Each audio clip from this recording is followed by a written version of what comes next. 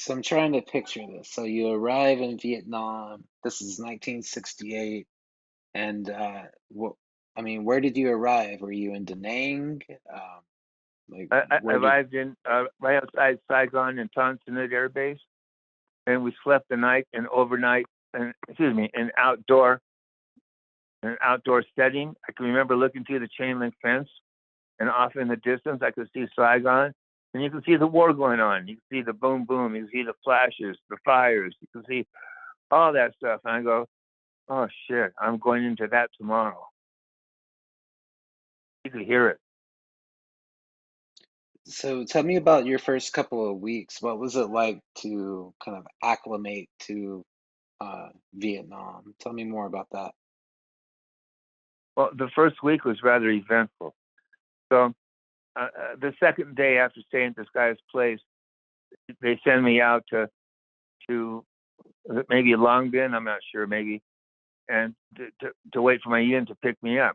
And so I'm out there waiting, and then the next day, some guy comes along and says, "Hey, we're going to the 199th. Anybody need a ride?" Well, I remember a very important thing. You never volunteer unless your name is called. And so I didn't go. And then the next day, they did call my name, only it wasn't for the 199th. It was for something else. And they drove me back into town, me and a few other guys in a deuce and a half. I was the last guy sitting in the deuce and a half, which means I had a clear view of whatever was going on outside. As we're driving into town, we're in town. I look across and I see where this guy's just being assassinated right in the street. This guy, he was a military police, Vietnamese, had a 45, stuck it up to the guy's head, pulled the trigger, and blew him away. I looked around, no one else saw it. I'm thinking, damn, did I just see what I saw? I couldn't believe it. And so then we get to this building, and we're supposed to run um, uh, shotgun for cars, people who need to go to different places in Saigon for a few days.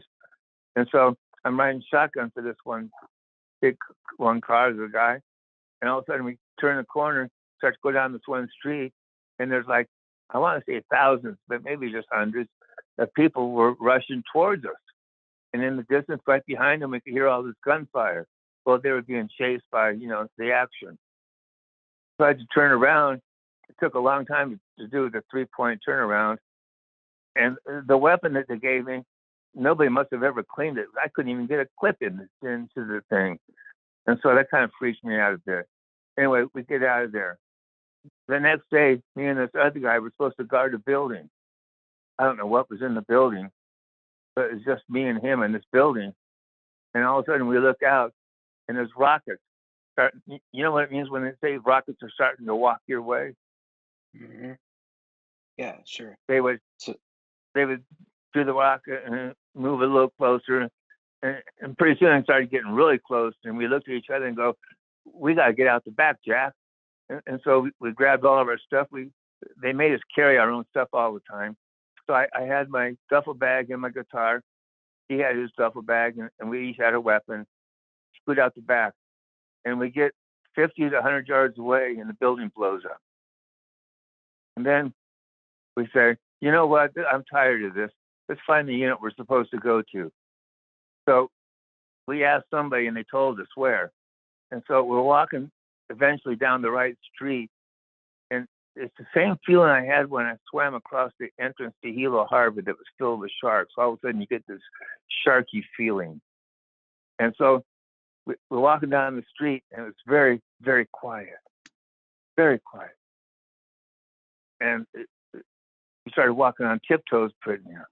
We get down to where our unit is. We walk up, knock on these giant doors. They open it up, and they go, "What the hell are you doing out there? It's all VC."